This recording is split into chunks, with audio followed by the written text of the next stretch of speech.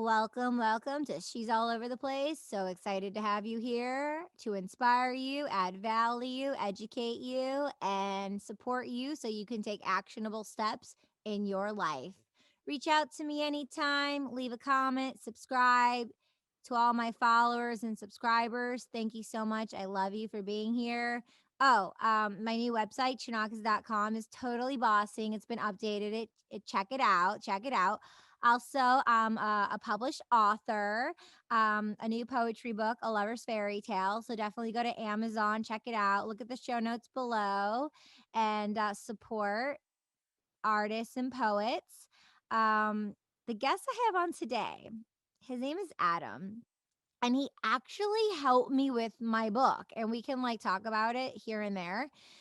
But he was so cool, and he, like, reached out to me, and I was like, "Oh my god," and he, like, told me he was into giants, and he was into, like, the Greek Bible, the Old Testament, and I'm Greek, and, we just honored 200 years of Greek independence, and it was major, it was a whole world event, and so many people celebrated it in Brazil and Australia and Boston, and it was a major ceremony. If you know about it, you know what's up. If not, definitely Google, watch YouTube, and see the pro, uh, prolific moment on the 200 years of freedom with Greece. And maybe Adam will chime in and discuss it as well. But my guest today is Adam Stokes, and he is a Master of Divinity. And he went to Duke University. He has a bachelor's, and he also went to Yale Divinity School and Princeton Seminary.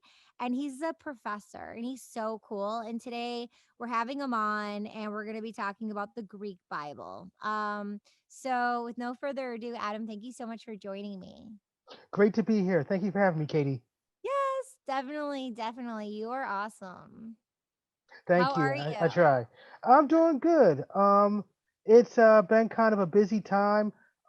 Besides my job as a professor at St. Joe's, my full-time job is that of a high school teacher, and we just started transitioning from online classes back to on campus. How's that Um, going for you? It's been a little bit of an adjustment. So we were on campus up until December, and then it seemed like there'd be a second wave of COVID. So they had us teaching online, and I actually got pretty comfortable with it, teaching online. So going back was kind of weird, but the students are slowly coming back, and it's nice because when I was on campus last year, there was hardly any students coming in. The place seemed like a ghost town. It just seemed kind of weird to be in a school with no students. So they're coming Mhm. back in, and things are slowly starting to return to normal, and hopefully it'll stay that way.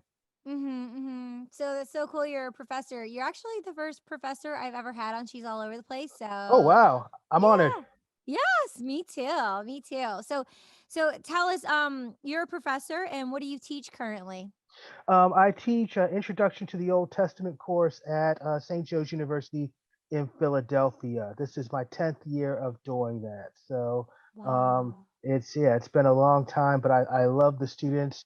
The commute is hell, driving from New Jersey over the Ben Franklin Bridge into Philadelphia in the middle of rush hour. But the students are wonderful. I do it not only because I love the Old Testament, but I love interacting with the students there, and it's a really good experience. But right now, as things stand, that class is completely online as well. But I do get to talk to the students via Zoom, just like we're doing now, and I still try to make it a good experience for them. And one of the reasons why we really connected was the legacy of history. And Yeah, there's this Egyptian proverb, I think, and it's fragmented, but they believe you die twice: when you physically die, and then when your legacy dies, when people stop telling your stories. So when you yeah. were saying you taught the Old Testament, and it's so cool that people obviously like go to school for it, but I just thought it'd be really cool to have this conversation with you. And then for my listeners who aren't in school, or maybe they are in school, but just, to keep the legacy going and talk about the Old Testament. So I just found it really fascinating. And I'm a human being, and there's so much to learn, and there's a lot I do not know. And you're a professor and you're educated in this department, so I'm like, hey, let's have Adam on and let's talk about it. So let's just dive right in. Let's go for it. Yeah, like, let's talk about the Greek Bible and the Old Testament. Where do you want to start? We can start basically. I think the Greek Bible will be best to start with. Okay, cool. What can you tell me about the Greek Bible? Well, that's kind of, yeah, that is kind of a loaded term. So the Greek Bible refers to something known as what will eventually become known as the Septuagint.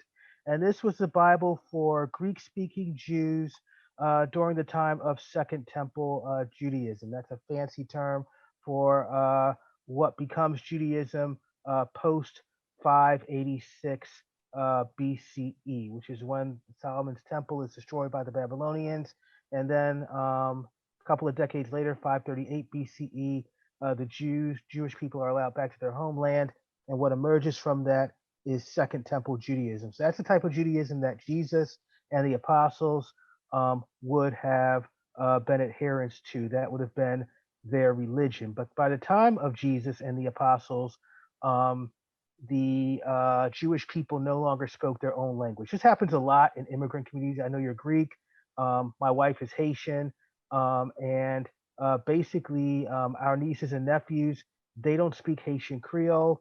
A lot of immigrants who have come here to the U.S. after a couple generations, they don't speak Italian or Irish or even Greek. So the same thing happened with the Jewish people. Their language was Hebrew.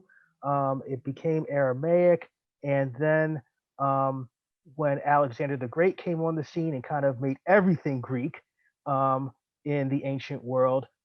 Everybody spoke Greek, including the Jews, and so they forgot basically their own language. So they needed a translation of their sacred scriptures, or else they wouldn't even be able to read their own scriptures. So, in the process of time, over many decades, even centuries, what emerges is a Greek Bible, but translated by many different people. Um, Composed by many different editors. There is kind of a sense when you talk about the Greek Bible nowadays that only one person translated it, but that's not the case. There, back in the day, there was a legend called the Legend of Erystius, which claimed that 70 rabbis went into 70 different caves and came out with the same Greek translation. But They spoke that's Greek. yes, according to the legend, yes. So Who's um, the legend? of Aristius. It's an ancient text to kind of explain how the Greek Bible came to be. And when was that? Before 500 BC? No, this was after. This was during the Alexandrian period. Oh, okay. And when was that period exactly? This has been around the second century BCE. Got it. Yep. Wow. Hello, welcome to She's All Over the I'm Place. sorry, I sound like a total nerd. Yes. No, no, not at all. That's why we're here. It's like we don't normally have these conversations unless you're studying at, Princeton or Yale, so, or at another school. So I just thought it'd be really cool to pop it into She's All Over the Place, because that's what She's All Over the Place is about. So language, Yeah. and we were talking, you know, so I personally had a birthday 11/11 and November 11th in 2020, and I always wanted to publish a poetry book, and since I was 12. And so I had a declaration that my birthday gift to myself was to publish a poetry book, and I'm like, I'm going to do it before the spring. So I said I'm going to give myself the deadline of March. And then in January, and then I was manifesting it, in my mind. Then in January, I started taking actionable steps. Isolda, gave me Yeah.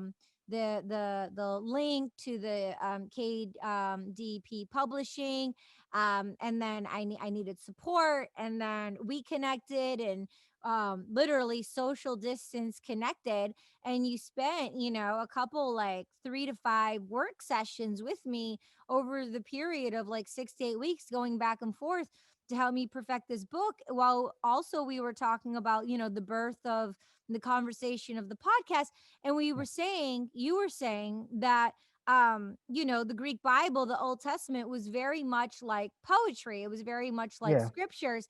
And I'm like, oh, this is so perfect for She's All Over the Place. The it's going to be themed poetry.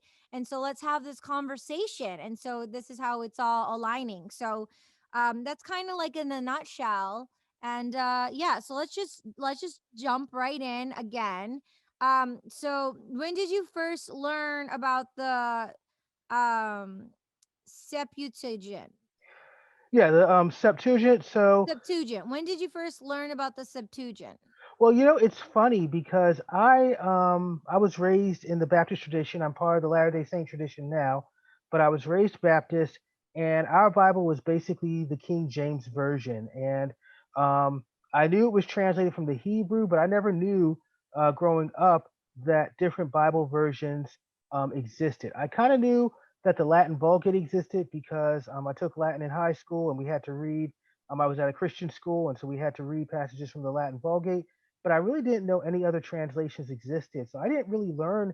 I didn't even know there was a Greek translation to the Bible until I got to divinity school and started learning Greek. And we would read little passages from the Septuagint or the Greek Old Testament and the New Testament. And I remember asking my professor, what's this Septuagint thing? And he said if you can read the New Testament, you'll be able to read the Septuagint.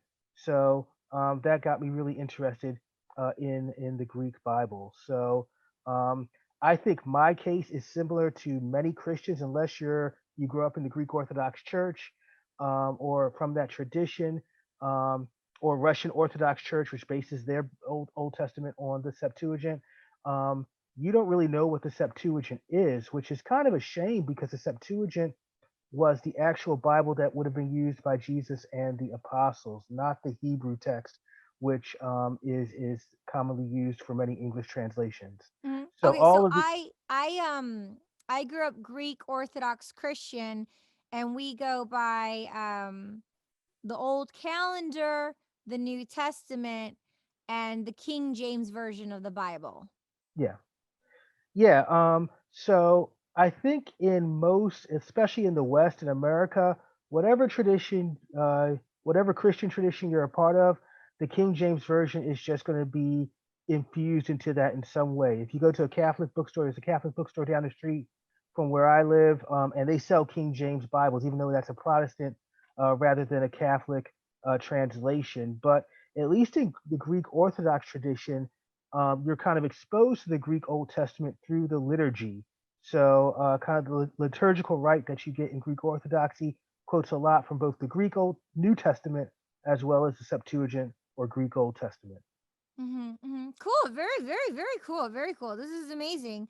Um, so share with us your encounter and your background with the Septuagint.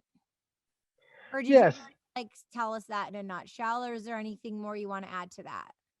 no, I can definitely say some more about that. So, I had a very kind of guess the best word to use would be an intimate experience with the Septuagint in divinity school. I was kind of a nerd. I had a social life, but I would spend hours to myself just reading, and I got really, really involved in the Septuagint. And that was a time when I also got just really involved in, really interested in studying the classical world. So the Greco-Roman world, Greek mythology, ancient Greek religion and culture, ancient Roman culture.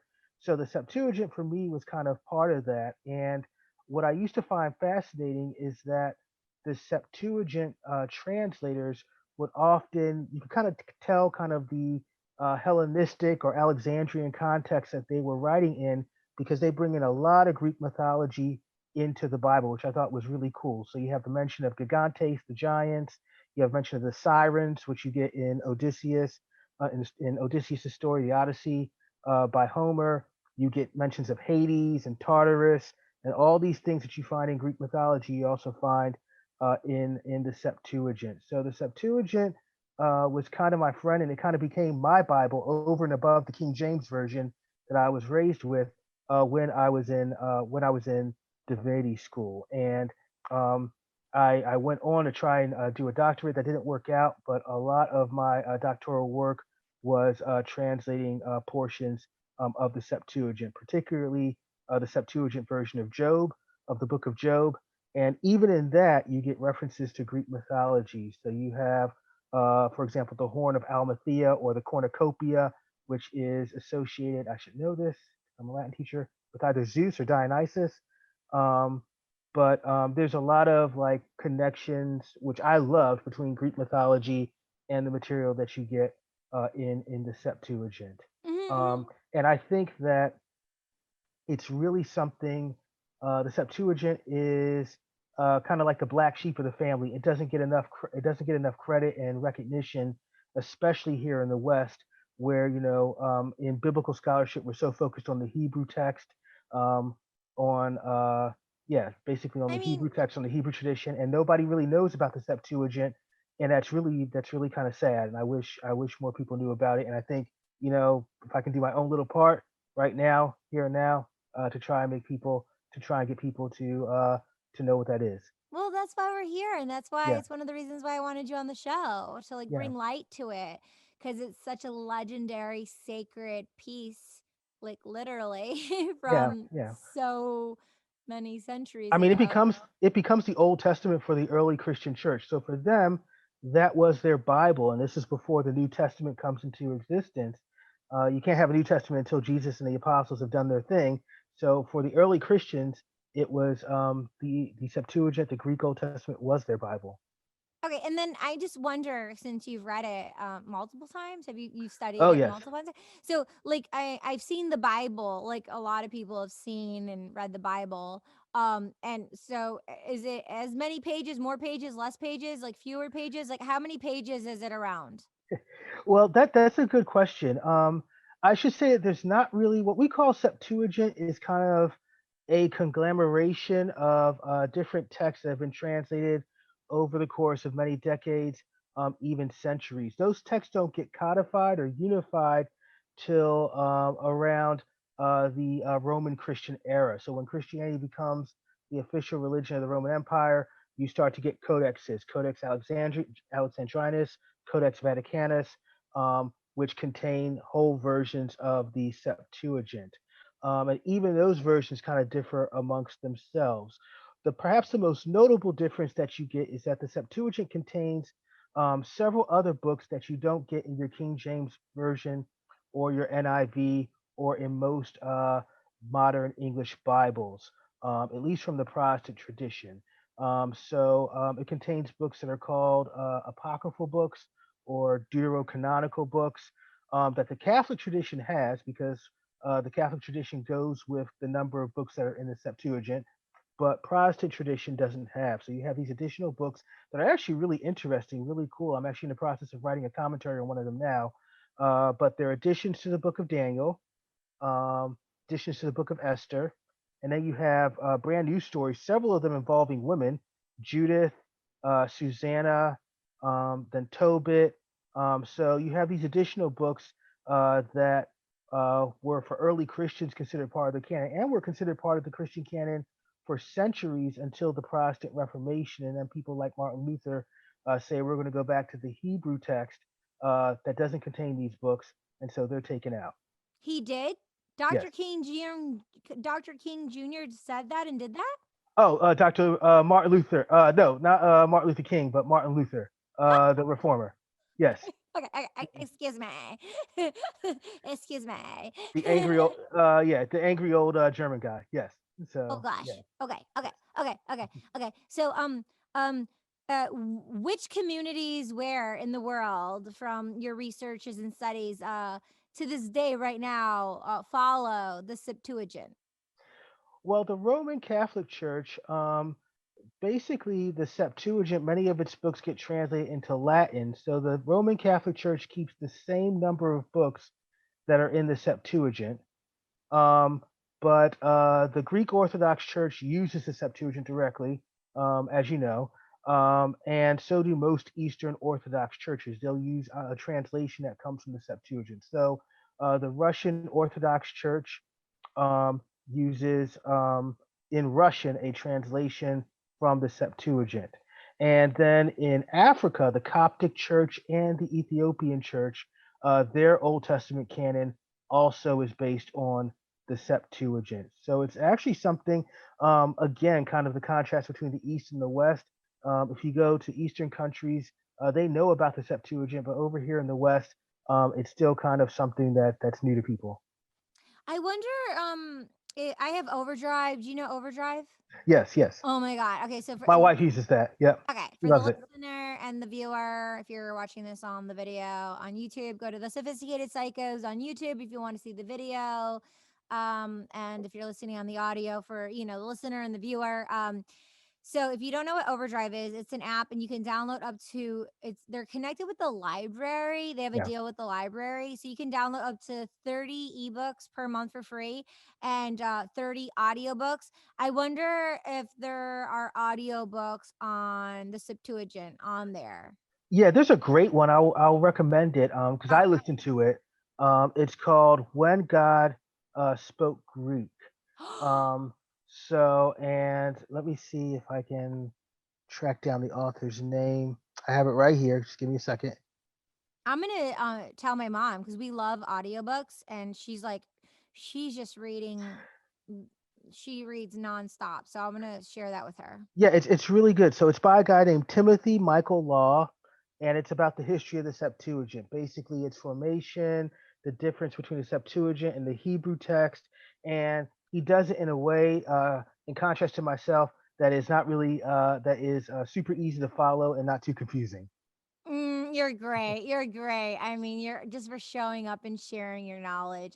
I'm so grateful. And your education and the schools you went to, and you know what I mean, you took action in your life to be an educator, to inform human beings. Most people are just I don't say most people are so uneducated, but I mean, come on. I mean, you know some people out there. I mean, you are taking actionable steps. I mean, your family and your children are so blessed and lucky to have you, and the students, you show up for the students, and you care, and you're so kind, and you showed up for me, and, like you were a teacher for me to help me with my book. You supported me the best way you could. You're a self-published author. You told me your experience. You had a book deal with a publication, and then you did self-publishing, and you said the self-publishing route was so much better. And please share your book with us. What is your book about? So I have a couple of books out. So the one I self-published was called From Egypt to Ohio, where I do quote from the Septuagint several times there, but it's not about the Septuagint. It's actually about the tradition of ancient giants in North America, which is my other kind of hobby. So I kind of do a kind of amateur archaeologist thing. Um, I actually write for a archaeology magazine, Ancient American, which I proudly write for.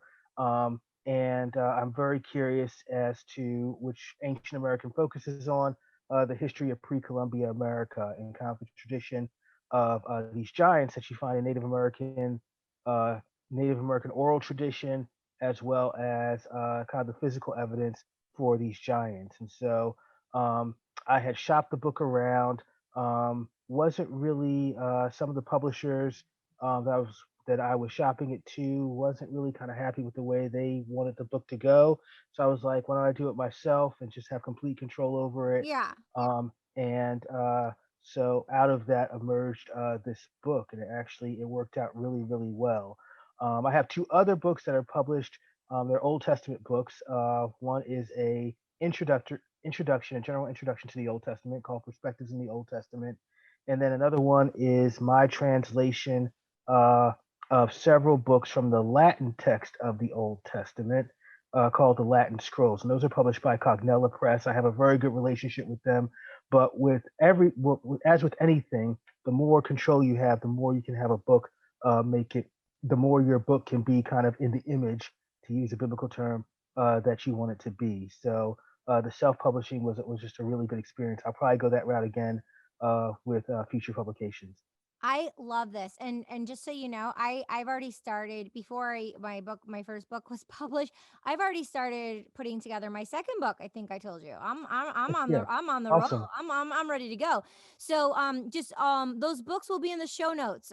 So everyone, you can just click and pick up the books, and we'll put them in the show notes for you. That would be amazing. So yeah, moving right along here. The history and content of the Septuagint. Let's talk about that a bit. Yeah, so it's actually Origins, its content. yeah. Um, so as I mentioned before, it kind of arises after Alexander the Great comes to power. He brings Greek tradition to basically the entire known world at the time, and so um, it's interesting because Judaism during this time, and this has kind of uh, been the case throughout history, is seeking Mhm. two things: kind of how to integrate into this larger Greek culture while retaining its own identity and its own culture. So the Septuagint is kind of a bridge um, that allows the Jewish people to do that. So it allows them, they're Greek speaking. It allows them to, interact with Greek culture, Greek speaking culture, while at the same time it's a way for them to preserve and keep and to protect their traditions. So did that make sense? Oh no, I was just thinking this whole entire time. I love Jewish people. I love Jewish people. My whole entire life, I grew up around a lot of Jewish people Yeah, in my community here, and I just really like admire and respect Jewish people and their culture and their yeah, tradition, and there's something sacred, and they're just because absolutely. I'm Yeah, Greek, so and like you're yeah. cultured, I'm cultured, like just to like observe other people's culture, although like we're all connected and we respect one another, just there's something about culture and just like me admiring because like my blood isn't Jewish, but I just really admire and respect the culture, and a lot of my Jewish friends, they're just like, we're the same, and Yeah, it's like the Mediterranean and the hummus and the food, and it's very yeah, similar. And yeah, like it's just I just wanted to just give a shout out and just like pay honor and respect. And it's just so cool how like we were just so interconnected back in the day before we were around, and the yeah, history of it, and just to be watching, knowing history, learning about history, the journey, and getting some more details from you about it. So thank you. Share yeah, more, yeah. please. Yeah. No, I have close ties to the Jewish community as well. One of my professors, who kind of I've always referred to him as the second grandfather, he was Jewish. He led the Judaic Studies department at Duke University, and I still keep in touch with him. Both him and his wife were archaeologists. I think they met while they were archaeologists. It's absolutely adorable. But I still keep in touch with them. Very close to them. Just wonderful people, and a lot of my support when I was going through school was from the Jewish communities, for which I'm very much indebted. So yeah, so I feel exactly the same way. But it's interesting because Jews, even in the 21st century, we'll talk about this dialectic of adapting to the larger culture while retaining their own traditions. I think every ethnic group has that, but I think especially in the history of Judaism, you see this time and time again. And you see it with what becomes the Septuagint, and a lot of the unique features, a lot of the content that you get in the Septuagint is kind of an attempt to adapt to the larger world. So I'll give an example. So for example, the oracles in the books, the prophecies, I should say. Oracles is kind of too fancy of a term, but the prophecies in Isaiah and Jeremiah, they are in the Hebrew kind of very polemical and very harsh against non-Israelites. So all of these non-Israelite nations, it's hell and damnation, screw you, you're going to burn and everything. That language is kind of modified and toned down in the Greek translation. So those oracles are set in other parts of the book. So the book doesn't it has a different feel, a totally different feel when you read it in Greek. And it's much more it's less polemical, less anti-Israel than you get in the original Hebrew text, and that is a case where the content has been directly informed by the Septuagint's environment, and in this kind of attempt of Second Temple Jews to kind of assimilate to the environment around them while retaining their own heritage. Yeah, it sounds like a very sensitive line. It sounds very sensitive of, when circumstances and things happen, and then people make choices, and it's wild how Yeah. culture and diversity and how you know, I mean, yeah, I'm kind of speechless, but I'm here to learn. I'm here to learn. Yeah, definitely. Cool. So, anything else on that topic, or um, shall we move on to so the Septuagint is used by Greek-speaking Jews than Christians. So I think we covered that. Is there anything else you want to mention about that? Yeah, I'll say one other thing. So, in modern day Judaism, they go by basically the Hebrew text, or what is known as the Masoretic tradition in their reading of the Bible. And the reason for that, there's a very specific reason for that, and it has to do with Jewish interaction with Christians. So, the Septuagint, I always tell my students, even though it's popular within Christianity, it was originally a Jewish text. But as Christianity became popular and Greek speaking Jews became Christian, the Septuagint became the de facto Christian Old Testament. So Jews started to kind of, in their interactions with Christians, move away from the Greek text and start to kind of relearn their original language, go back to their original language, Hebrew, and so they veer back towards the original Hebrew text, while Christianity, in its canon and the number of books that it has, sticks with kind of the Septuagint until the Reformation. Mm-hmm. Mm-hmm. Yeah. Can you elaborate more on that? Yeah. So basically, um, the Septuagint, even though it's originally a Jewish book, a Jewish work, um, in basically in modern times, except for the purposes of biblical studies, when Jewish scholars are looking at, the different versions of the Old Testament, the Septuagint is not really popular within Judaism. It's not really a text that's used uh, in the liturgical tradition within Judaism.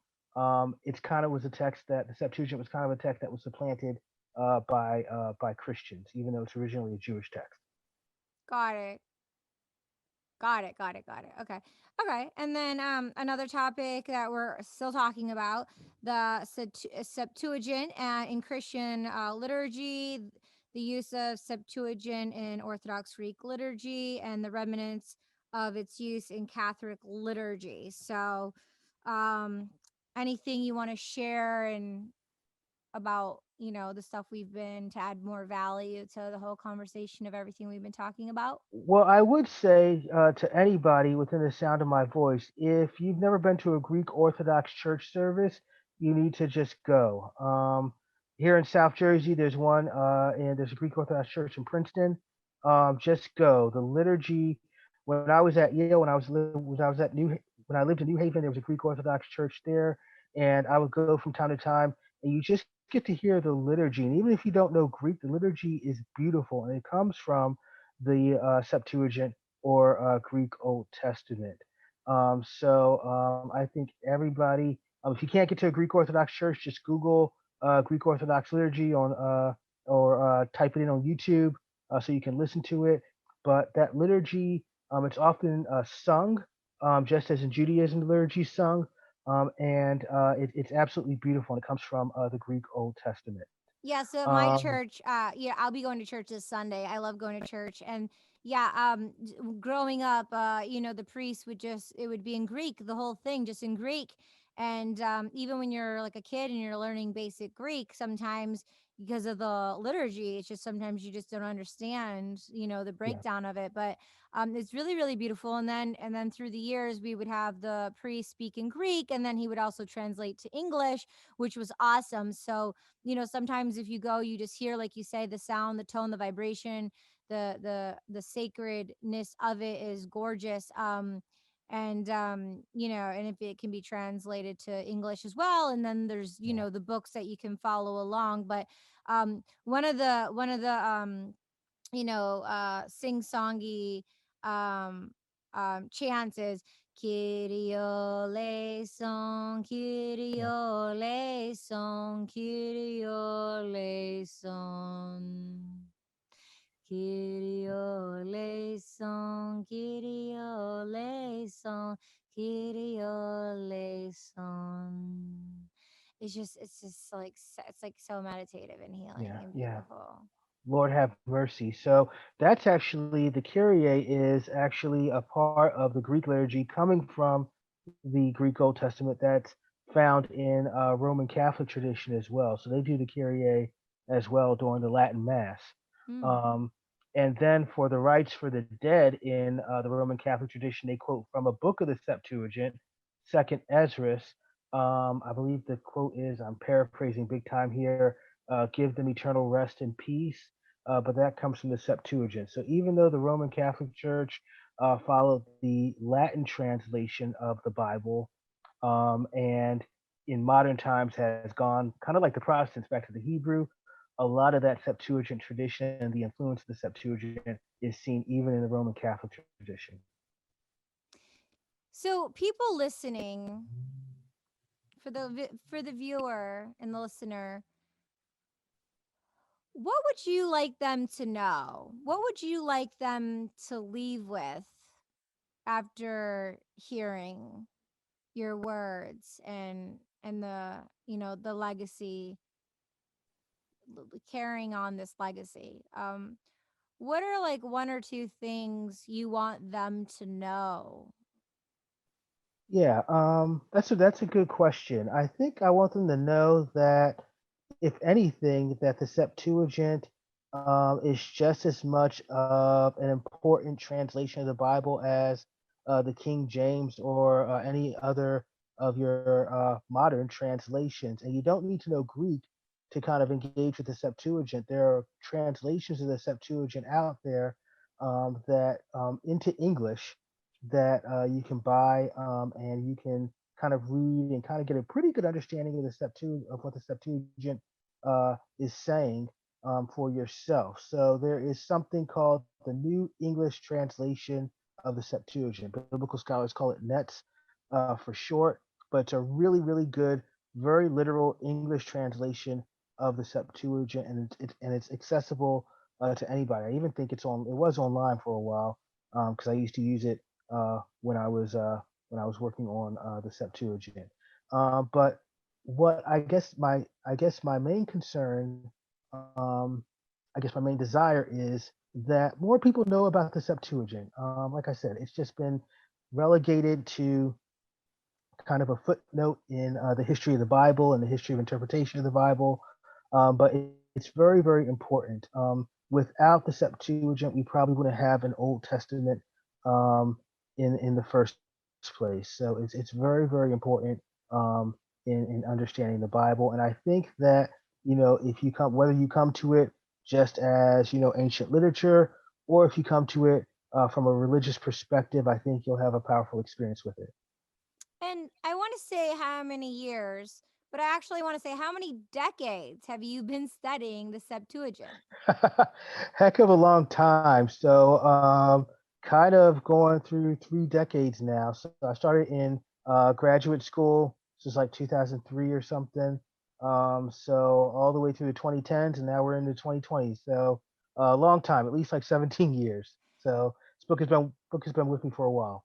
And then, I mean, I see a glow in your face, and I'm glowing because it's just like, wow, to the devotion and the passion, like you said earlier. And I'm just wondering, like, on a personal level, how was it called to you? And was it a knowing when it happened? And ha- have you reflected through the years of why and like how how it came to be for you to be on this path and then the conclusion of this? Yeah. Well, I think, I've always, I'm a Latin teacher. That's my main occupation. I've always loved languages. I've always, it's always been a mystical experience for me to engage with languages of any type. Um, and so that's always been a passion of mine. I have a special place for classical languages, but I lived in Germany for a while. I spoke German, um, so I know several other languages, and languages have always been something very special for me. So I think in engaging with the Septuagint, where God, as the title of Timothy's book, when God spoke Greek, where God speaks Greek, where everybody speaks Greek, where all my favorite characters speak Greek. That was a very kind of mystical experience for me.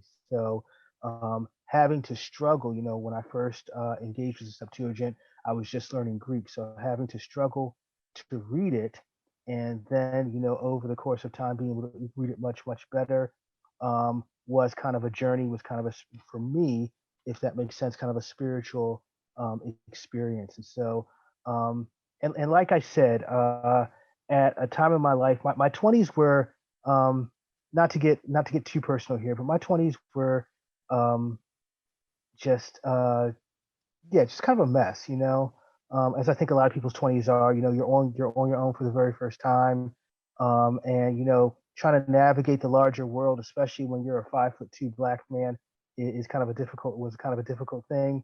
And so the Septuagint, like I said before, was kind of my companion through that. So Aw. it has a very personal and very powerful place in my heart. That's so sweet. That's so sweet. And I remember when you like first shared with me and you were like, "Oh yeah, I had all this time," and you were just like in the library, you were just studying. I just had my visuals of you studying, and it's like you had all that time then and now you don't. So it's like it was so No, prolific to have all yes. that time then, to have such a sacred, you know, time in your life to be able to study that. It's just it was such a gift for you. And at the No, absolutely. time, did you know at the time it was such a sacred gift, or were you just kind of studying, or did you always know it was really something It was special? something. It was sacred to me. I mean, it was very special. Mhm. From I think Mhm. from the moment I found out about the Septuagint, and I remember buying. I was flat broke in my early 20s, but I found a way to scrounge up $80 and buy my own Septuagint. Yes, it's really pricey. It's academic. You have to get it from an academic bookstore. But I still have that Septuagint. I have a copy. Wow. This is not the one I bought is actually in the other room, but this is a copy that's similar to it. And so I bought this for like something like this for like $80, and I And that was started back reading. then. That was back in 2003. Yeah, so I Are they started. more now, or the same price, or has the They're a price little bit gone? more now. So I was trying Wow. to find. They have this nice edition now where it's both the Greek Old Testament and the Greek New Testament, and they call it the Greek Bible. I think it's Biblia Graeca, um, and that sucker's like 120 or $150. So Oh my god, I um, should get it as a gift for my mom and dad. That'd you be should, you so should. It's beautiful. cool. I think the font's a little bit too small on it, Oh, but it's still it would be a great gift. I like send me a I have, link so I yeah, I don't get like a will. bogus one. Send me a link, so and I'll even send me a link and I'll even put in the show notes. Okay. Just so because you go on Amazon or you search and it's like there's so much stuff out there. You want to get the Yeah. authentic one. So I know I can trust you for that. Yeah, yeah, I can definitely do that. And then I'm just wondering too, like you see all these different students over the years. So when you see these students, are is there a common thread with the students that you find, and how are they called to come take your course? Yeah, well, I think I've gained a reputation on at the school I teach at St. Joe's, as kind of being the nutty professor. So I try to make the experience of interacting with the Bible, because many of them are coming from it. Um, they're coming to the Bible for the first time. Not all of my students. It's a largely Irish Italian community at SJU. So some of them have a Catholic background. If they've gone to Sunday school, they'll know some of this stuff, but a lot of my students don't. So I try to make it as accessible to them as possible. So I bring in a lot of pop culture stuff, um, and I'm just kind of really laid back about it. It's kind of like us having a conversation now. So I never get up on, not since like my first or second year of teaching have I ever gotten on a podium and started like uh, just speaking a lecture. I don't do that. So Hmm. it's very kind of laid back, which the students seem to like. My class is always as to use a theater term sold out. Students are always on the wait list for it, always asking to get in. So it's been a very successful course. I think the thing that stands out is that all of them um, come to come to the Old Testament with a humble curiosity. I've rarely had students who say, you know, I know it all. They're interested on the journey that I can take them on, and I try to make it as cool of a journey as possible. You are so cool. You are so cool. You really are. Um, so anything else you would like to share with the listener, the viewer? Um, yeah, I so a lot of the stuff that we talked about today can be found in my book Perspectives of the Old Testament. And I talk about this stuff as well on my Facebook page and on my Instagram page. So I'm always posting Bible stuff on there, and I'm hoping right now, as I said earlier, I'm actually working on a commentary on one of the books of the Septuagint, the additions to Daniel. But I'm hoping to one day do a translation, at least of selections. The Septuagint's a very big book, as you can see. But one day I'm hoping to do a translation that contains some selections from the Septuagint for my students. Mm-hmm. So we'll see what happens with that. So I have a lot on my plate right now, actually. So it probably wouldn't happen for a few years. Well, it's a great goal to have. And then I'll have the Facebook group in the show notes as well. But do you just want to shout out the name of the Facebook group? Yeah. So I have a it's part of my business. So on this, besides being a college professor and a high school teacher, I'm also a Latin tutorer, and my business is called Lingua Classica. So that's on Facebook. And I also have, um, which you follow, my Instagram account, Adam the Giant Guy, where I have stuff about the Bible, stuff about giants, stuff about ancient civilization in general, because I have a a big love for ancient civilizations all over the world.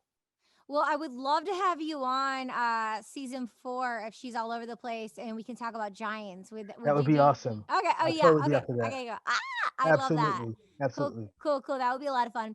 Okay, so wrapping up here, but before we go, just because I'm Greek and you like Greek mythology, do you have like one of your favorite Greek stories about Greek mythology? Anything you want to share? Oh gosh, oh my goodness, there are so many of them. Um, Let me see. I think that my all-time favorite one would be Polyphemus and Odysseus in the Odyssey by Homer. So Did you read the Polyphemus, wait, I'm sorry. Did you read the full Odyssey? Did you read the full book? I've read it in English translation, yes, and I've read Okay. parts of it in Greek. Okay, So I listened to it on audio. yeah, there's a really good translation that just came out. It's the first translation done by a female classical scholar, Emily. I'm trying to remember her name. Of course, I'm blanking on it. But That's so Not Emily cool. Watson, but it's a really really good translation. I recommend anyone to read it. Um, but there's so in the Odyssey, there's a story of Polyphemus the giant, and Odysseus and his men get stranded on this island with Polyphemus, and Polyphemus is just a big a hole, if I can use that term here. He basically bullies Odysseus and his men. He actually eats some of them, and Odysseus has to use his cunning and his skill to figure a way out of this situation. And as with a lot of Greek mythology, there's always a higher theme There's always a higher moral here. And I think, what I've loved about this story so much, reflecting on my own experiences in life, is that sometimes, you'll find yourself in a bad situation. There's nothing you can do about it, but you can use, your God given wisdom and your intelligence to try and make the best of it and even figure a way out of that situation. So that's what always struck me about that story. So I read that story and I have my students read that story over and over again. We're just gonna have to have you on for another episode, just talking about Greek mythology, also. Yes, yes. Oh Uh, gosh, I love that. that's gonna be so much fun. That's gonna be so much fun. One of my favorite books is called The Republic by Plato, Yes, yes. and reading that book was just so deep for me as a youngster growing up. It really gave me the structure and the platform of the world for humanity, of being just and unjust. Like, Yeah, it doesn't matter about emotions, it's about just and unjust. And yeah, so I feel like I'm just like straight down the narrow. So no matter how I feel emotionally, I just go to that justice. Is it just or unjust? It's always just, it's just a part of my core, you know? yeah, yeah. So if Well, it, Plato's good stuff. Yeah, you can't go yeah, wrong with Plato. the Republic is amazing. I definitely highly recommend the Republic. And I remember when I was a kid, like a teenager, I was reading Socrates, and um his definition of a philosopher was a person who is a lover of wisdom. And I'm like, oh, like, I'm a lover of wisdom, I'm a lover of Yeah. wisdom, like, I'm a seeker, I'm a lover, I'm a philosopher because I'm a seeker and I'm a lover of wisdom. So like, I Yeah, I think think I, we think of philosophers as people who have these PhDs and Sartre or Derrida, but no, a philosopher is anybody who loves wisdom.